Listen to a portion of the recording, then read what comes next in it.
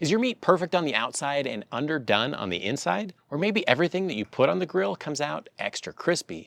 Setting up your grill for indirect cooking is the best solution for both, and I'm going to show you how to do it. Hi, I'm Ryan from the Grill Top Experience, and I help people learn to cook with fire like a pro. And an easy beginner mistake to make is to always cook your food directly over the fire, and there are better ways to get good results.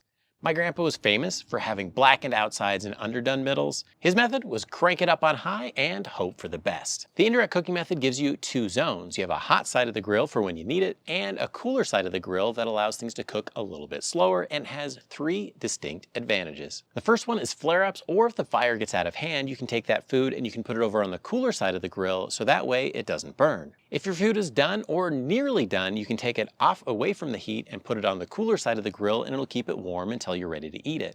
That method really only works if you have the lid off, because if the lid on, it's going to trap in that heat and the cook is going to continue on that side. If you like to sear at the beginning or at the end of your cook, this method allows you to do both, and let me show you how to set it up.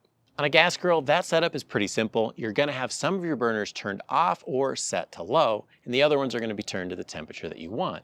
On my 3-burner grill, that usually means that the rightmost burner is turned completely off, and these two burners on the left and the center are turned to the temperature that I want. So now I have a hot side over here and the cool side over there. And if you have a bigger grill like the 6-burner, you can save a lot of propane by only heating up the parts of the grill that you actually need. So if I was cooking for a few people, I might only use half of it and turn those left 3 burners on. And the same principle applies to charcoal. You're going to take your chimney of charcoal and dump it over about half of the grill over on one side. And if you want a hotter zone, you're going to end up stacking the charcoal a little bit higher and covering a little bit less surface area, because the higher up the charcoal goes, the better sear you're going to get on your meat and the higher temperature you have at the grill grade surface. And that is what I was doing with this chicken that I was making for gyros. I seared it initially over the fire so that way it could get nice and brown and crispy on the outside, really amp up those flavors. And then I put it over on the cool side when it was done, and I kept batching those out one by one until I got them all finished. That made it so that way the temperature came up slowly on that cool side and the chicken was nice and juicy. And when you're grilling indirect, you're not limited to having one side hot and one side cool. Another method that I'll do if I'm roasting a chicken is I'll have the outsides with the heat and the insides would be the cool zone. That allows you to get even heat on both sides and be able to move it around and gives you a few more options. On the charcoal grill, that means piling up some charcoal on both sides or putting it in a basket.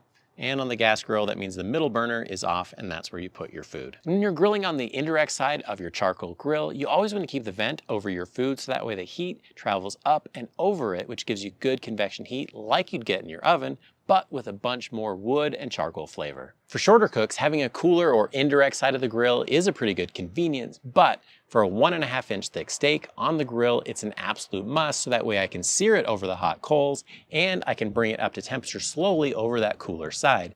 That makes it possible to be able to get the perfect sear on the outside with also being able to get the inside done the way that you want. And if you're cooking low and slow for brisket, ribs, pork butts, or anything like that, you're going to have the meat over on the indirect side throughout the entire cook. Because there's no way you'd be able to cook it for 5, 10, 12 hours if it's directly over the coals without burning it. And that's one reason people really like the snake method, because it maximizes the amount of indirect space that you have on your grill. And for medium length cooks like chicken thighs, you'd start them off on the cooler side of the grill so they'd warm up slowly and get fully cooked.